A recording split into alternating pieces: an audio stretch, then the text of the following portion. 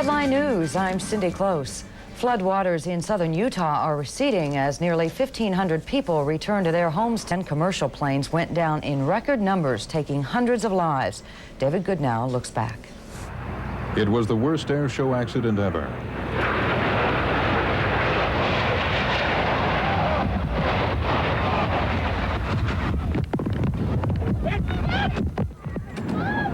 Nearly 500,000 spectators watched as 3 Italian acrobatic jets failed to complete a heart-shaped maneuver.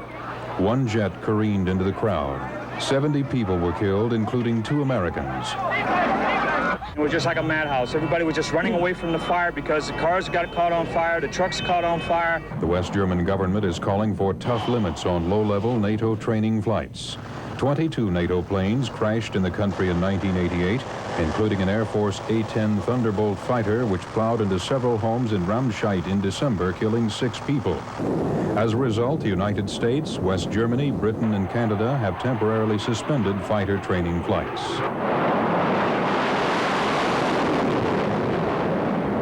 The Air Force also suffered a setback for its sophisticated B-1B bomber.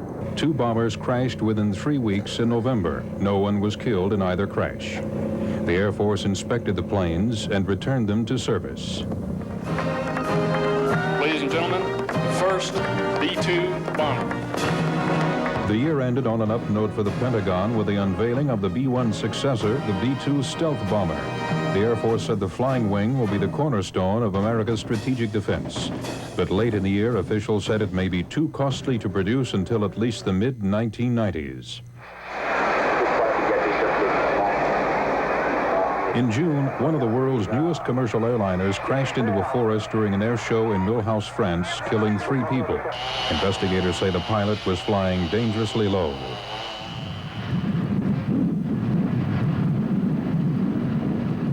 In 1988, questions were raised about the safety of aging airliners. On April 30th, the roof of an Aloha Airlines Boeing 737 flying from Hilo to Honolulu ripped open at 24,000 feet.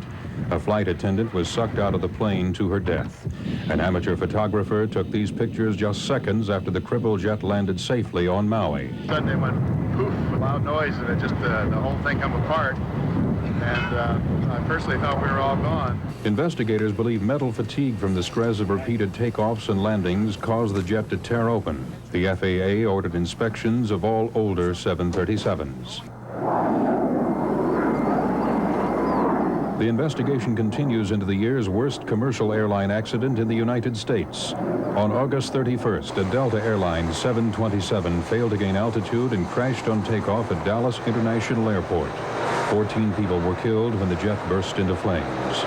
At liftoff, I had a handful of airplane. I added full power, and the airplane crashed. Investigators say the plane's flaps may not have been set in the correct takeoff position, and the pilots didn't know it.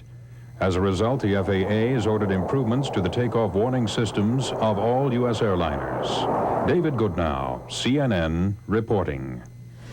Old acquaintances joined new ones in New York's Times Square last night as hundreds of thousands of people waited for their first glimpse of the new year. And the traditional ball did not let them down.